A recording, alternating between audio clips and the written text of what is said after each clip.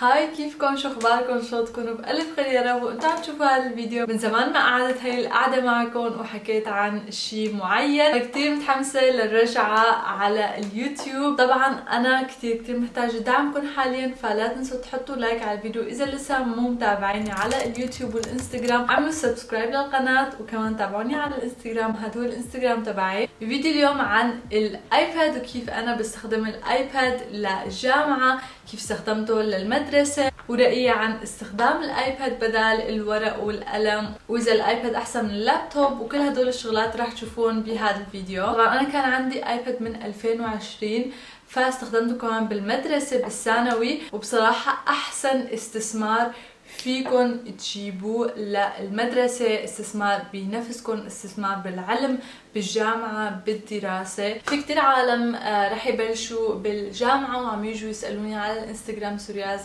شو بتنصحينا؟ نجيب لابتوب ولا ايباد للدراسة؟ للدراسة بصراحة بحس الايباد احسن بألف مرة، لانه هو بديل لكل شيء، وخاصة انه فيكم تشتروا كمان كيبورد وتركبوه على الايباد، فبصير عندكم لابتوب وايباد. انا شخصيا بحب الدراسة بالاثنين، بحب دائما يكون في قدامي لابتوب ويكون مثلا حط على شيء بالنت او ادور شيء على النت، او حط كتاب على اللابتوب. والايباد كتير منيح للملخصات، اذا بدي اكتب شيء خاصة بالمحاضرة لما الدكتور يقول شيء وانا بكتب معه. طبعا بهذا الشيء ما بدي لكم انه لازم يكون عندكم اللابتوب والايباد، الواحد فيه 100% بس يدرس بالايباد. بس انا لاحظت انه رفقاتي بالجامعة اللي ما كان عندهم لابتوب مع الوقت هن كمان جابوا لابتوب، لانه بصراحة كتير بيسهل الدراسة. حبايبي قبل ما نبلش الفيديو بس حبيت احكي لكم عن منتجاتي للحواجب اللي دائما بستخدمهم، وبتعرفوني انا دائما بحكي لكم عنهم. منتجي المفضل من بنفيت هو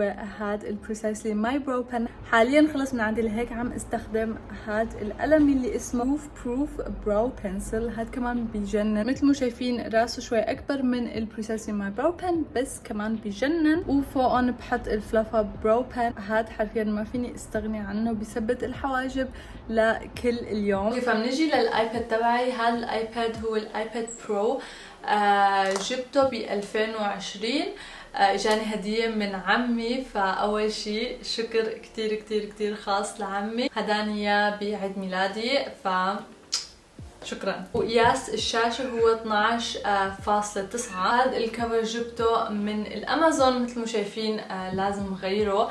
انا كل فترة وفترة بغير، بس حاليا ما بعرف ليش عم استصعب الموضوع كتير. اذا جبتوا كفر بنصحكم تجيبوا شيء يغطي القلم كمان، انه بحس هذا الشيء كتير مهم. طبعا مثل ما شايفين الايباد تبعي عن جد كتير كبير، ما لازم تجيبوا ايباد هالقد كبير. اخواتي عندهم الايباد اير وكتير كمان منيح. تقريبا كل رفقاتي عندهم هذا الايباد، هو بيجي شوي اصغر، بيجي تقريبا هالقد، يعني ما انه الفرق اللي كتير كبير، بس في فرق كتير كبير بالسعر والميزات وكل شيء نفس الشيء، الا الشاشة الوحيدة اللي بتتغير. الايباد الاصغر مناسب كتير، عملي اكتر، وكمان اسهل. اوكي، خلوني اكون صريحة معكم، ما فيني ورجيكم كتير برامج، لانه انا شخصيا ما بستخدم كتير برامج. يمكن في برنامجين كتير بستخدمه. وكمان انا بستخدم الايباد بس للجامعة، احيانا بستخدمه اني اعمل كم ستيكر للانستغرام، او بتفرج على فيلم، وهدول كانوا الشغلات يلي بعملها بالايباد. اهم شيء بالايباد انه انا ما عندي لا انستغرام لا فيسبوك لا تيك توك، اي شيء بخص السوشيال ميديا الا اليوتيوب ما عندي على الايباد. وهذا اهم شيء، لانه انا بعرف حالي وبعرف انه انا تركيزي دغري بيروح على شغلات تانية غير الدراسة، لهيك مسحت كل شيء او ما نزلت كل شيء من الاول. اوكي، خلونا نبلش باحسن برنامج واكثر برنامج العالم تستخدمه. يعني ما شفت حدا عنده ايباد وما بيستخدم هذا البرنامج. هو برنامج جود نوتس. هو برنامج ما ببلاش، بس فيكم تستخدموه لشهر كامل، فيكم تشوفوا اذا بيناسبكم او لا. الجود نوتس بظن سعره 9 يورو او 11 يورو او هيك شيء. اول ما نفوت على الجود نوتس بنشوف كل هدول الملفات. عندي ملف للثانوي، عندي ملف للجامعة، عندي ملف مثلا للتيرم اس. خاصة على الايباد انا ما فيني شوف شيء مو بمكانه. خلونا اول شيء نروح على ملف البلان. في عالم بتعمل بلانرز، ديجيتال بلانرز، وبتبيعهم على النت. فانا جبت واحد كل سنة بجيب بلانر جديد، بكتب الاهداف، بكتب شو لازم اعمل بكل شهر. ولهيك هدول البلانرز اللي بيكونوا دايما موجودين على الايباد ما فيك تضيعيهم، مو لازم تاخذيهم معك لكل مكان. وهيك البلانر الالكتروني بحسه احسن بكثير من البلانر العادي. بصراحه انا دائما كنت اشتري دفاتر انه اكتب كل شهر شو عندي، شو لازم اعمل وهيك شغلات، بس بجيب هدول الدفاتر بكتب فيهم اول كم يوم وبعدين بزت الدفتر وما عاد استخدمه ابدا. لا وبعدين ازعل على الدفتر لانه هدول دفاتر يعني ما بيكونوا كثير رخاص على فكره. رح احط لكم اللينك البلانر تحت بالوصف، فيكم تنزلوه. طبعا البلانر في بنت عاملته وهي منزله كمان يوتيوب فيديو، فرح احط لكم اليوتيوب فيديو كمان بالوصف. طبعا فيكم تختاروا اذا بتنزلوا البلانر ببلاش او فيكم تختاروا مبلغ من عندكم انه تعطوها للبنت لمجهودها او للشغل اللي عملته. وبصراحه بحس هذا البلانر كثير منيح، فاذا انتم حابين انه تدعموها فيكم تعطوها مبلغ صغير. طبعا هذا البلانر ل 2023. اذا لقيت بلانر بالسنه الجايه كمان رح احط لكم اياه على الانستغرام او على اليوتيوب، رح اشوف بعدين. ذكروني انه اعطيكم بلان جديد ادور عليه واعطيكم اياه. هذا هو الانستغرام تبعي. اوكي. طبعا الشيء الحلو بالبلانر انه اذا ضغطتوا على هاد القلم وبعدين ضغطوا هون فوق رح تروحوا على البلانر السنوي، وبعدين فيكم تضغطوا على كل شهر، او اذا بدكم تضغطوا على كل اسبوع. في بلان للشهر مثل ما شايفين هون كل ايام الشهر، وبعدين اذا بدكم تخططوا للاسبوع في بلان للاسبوع. في طبعا نوتس اذا خطر شي ببالكم، شي فكره بزنس او هيك، فيكم تكتبوا كل شي بهذا البلانر. فيكم تكتبوا مثلا الاهداف تبع السنه. في كتير شغلات هابت تراكر، يعني الشغلات او العادات اللي حابين تغيروها. واحلى شي فيه انكم فيكم توصلوا لكل شيء بسهوله. عرفت كيف؟ يعني مو لازم تروحوا كل هدول الصفحات لتحت. طبعا هذا البلان تبع 2022 مثل ما شايفين. طبعا ب 2022 كان عندي كثير اهداف خاصه مشان الجامعه، انه انقبل بالجامعه وكل هدول الشغلات. بتذكر هدول الايام كان بدي اكون براس السنه بدبي، هي ما زبطت. كان بدي اعمل اسناني بتركيا، تخيلوا. اوه ماي جاد الحمد لله ما عملتهم. كان بدي اروح اسبوعين على تايلاند. هي شغلة صار لها 3 سنين يمكن على الاهداف تبع السنة. اوكي اذا حابين انه اعمل فيديو عن الاهداف وشو الشغلات اللي حققتها وشو الشغلات اللي لسه حابة اني احققها، اكتبوا لي بالكومنتات نعمل هيك فيديو كامل على هذا الشيء. امي حاليا قدام الباب وعم تحكي وعم بتبلش سوالف. طبعا انا بكره انه اعمل هيك فيديوهات لانه عائلتي عائله كثير بتحكي. لازم تعرفوا انه نحن بالبيت ما بنمل ابدا، لانه في دائما شي حدا عم يعمل جو وهيك. اوكي خلونا نجي على ملف الجامعه. طبعا انا مرتبه كل شيء حسب الزمستر. عندي مثلا الزمستر الاول الثاني والثالث، وعندي كمان ملف للكتب وملف لشغلات تانية. طبعا هون عندي كتير كتب للطب، كتب طبية بشكل PDF، وهذا الشيء كتير منيح، مو بس للعالم اللي بتدرس الطب. اذا انتم بالثانوي او بالجامعة حاولوا تجيبوا كتب PDF، لانه الشيء الحلو فيهم انه اذا دورتوا على كلمه فيكم تكتبوا كلمه رح تطلع لكم الصفحه دغري. عرفتوا كيف؟ فما في داعي تلفوا بالورق وتدوروا على الكلمه. انا شخصيا كثير بفضل الكتب على الايباد او اللابتوب لانه كتير بوفر وقت. بعدين عامله ملف خاص للشغلات حتى انا ما بعرف وين مكانها، يعني في مكان للشغلات اللي ما لها مكان. عرفتوا كيف؟ اوكي خلونا نروح على ثاني سمستر.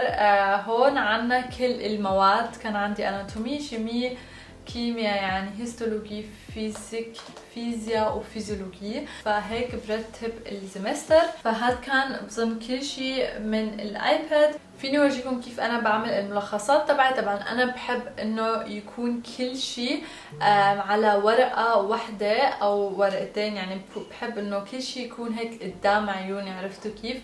ما بحب انه يكون اكثر من ورقة وكل موضوع على ورقة وهيك. فهيك بتكون ملخصاتي مثل ما شايفين هون، حاطة كل شيء عن القلب، وتحت كمان قلب، وهون عن الرئتين. طبعا بظن اذا نزلتوا البرنامج رح تعرفوا دغري شو الشغلات اللي الواحد فيه يعملها بالبرنامج وشو الشغلات اللي ما فيه يعملها. بس خلوني اشرح لكم بس شوي. هون عندكم قلم، هون عندكم اداة فيكم تكتبوا فيها، عرفت كيف؟ انه تكبروا الشاشة وتكتبوا هون اذا انتم يعني ما بتحبوا تكتبوا على الشاشة الكبيرة. طبعا أول فترة كنت أنا أستخدم هاي، بس يمكن شي 2-3 أنا ما استخدمتها أبدا. هون عنا محاية، هون عنا الهايلايتر إذا حابين إنه تبرزوا شي أو هيك، وهون عنا هاي الميزة إذا حابين مثلا تعملوا دويرة بيرفكت، بتعملوا هيك وبتطلع لكم دويرة.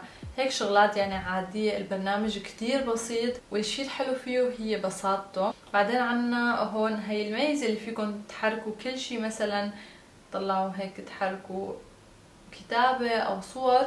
هون عنا الصور، فيكم تحطوا أي صورة من الألبوم، وإذا أنتم عم تعملوا برزنتيشن أو هيك فيكم تاخدوا هي الميزة و تورجوا على شغل. وكمان فيكم تعملوا شيء كتير حلو بهذا الايباد، واللي هو انه تتفرجوا على ورقتين بنفس الوقت. وهي الميزة كمان انا بصراحة كتير بستخدمها، ويمكن هذا الشيء الوحيد يلي بيكون احسن اذا كان عندكم ايباد اكبر او هيك. كمان الشيء الحلو بجود نوتس، اذا ضيعت شيء، اذا ضيعت ملف، اذا ضيعت ورق، فيني ادور عليها.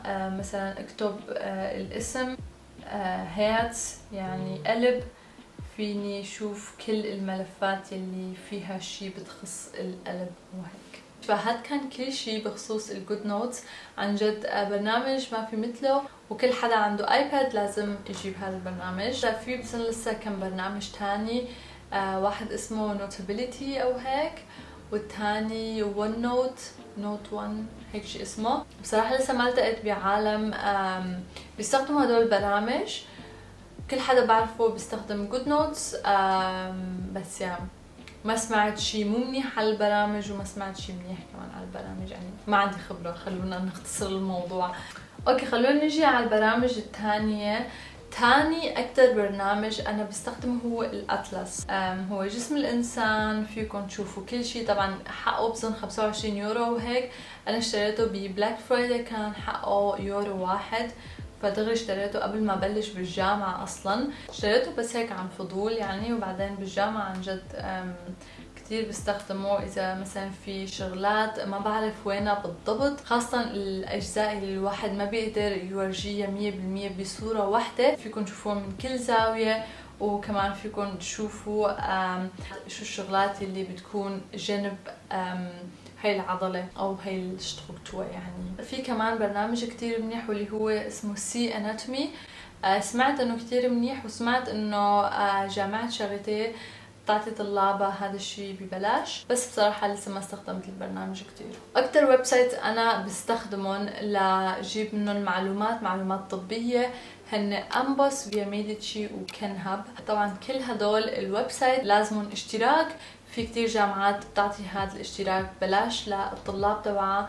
جامعتي طبعا على حظي ما بتعطينا ولا واحدة منهم. فيكم تلاقوا معلومات على هدول الويب سايتس، بس معلومات محددة. إذا بدكم تعرفوا أكتر لازم تشتركوا بالويب سايت. في برنامج اسمه أنكي، كل الطلاب بألمانيا بيجنوا عليه، بيقولوا انه كتير منيح وما بعرف شو. هو برنامج للكاتاي كاتن، يعني بتكتبوا سؤال وفيكم تقلبوا الكرت ويطلع لكم الجواب او هيك. طبعا انا جربت عن جد اني احب البرنامج واني ادرس مع البرنامج وكل هدول الشغلات، بس ما زبطت معي. ما بعرف ليش هذا البرنامج، يعني انا لا ما عم اقدر ادرس فيه ابدا. هو منيح مثلا اذا الواحد كان بالبان بالاس بان بالمترو وهيك يطلع تليفونه ويقلب بالكروت، بس انا ما زبطت معي بصراحه. هلا نحن بصراحه لحد هلا ما اضطرينا انه نعمل برزنتيشن او هيك بالجامعه، بس بتذكر بالثانوي لما كان مفروض اني اعمل برزنتيشن كنت بستخدم برنامج بخيتسي، بحسه كتير حلو، والواحد فيه يعمل برزنتيشنز كتير مميزين. وبعدين عندي برامج مثل اير بي ام بي، علي بابا، ما بعرف ليش عندي علي بابا هون. عندي برامج ما أنا مهمة كتير بصراحة عم لاحظ حاليا. اوكي، فهذا كان كل شيء عندي اياه بالايباد. ان شاء الله تكونوا استفدتوا من الفيديو. اذا عندكم اي سؤال تاني، هذا الانستغرام تبعي فيكم تكتبوا لي على الانستغرام، انا بحاول دائما اني رد على كل الاسئله والكومنتات. بتمنى للكل التوفيق بدراستهم، كانت مدرسه او جامعه او شغل او اوسبيلدونغ، شو ما كان. بتمنى لكم كل التوفيق من قلبي. لا تنسوا تحطوا لايك على الفيديو مشان تدعموني، وبشوفكم فيديو جديد ان شاء الله. باي.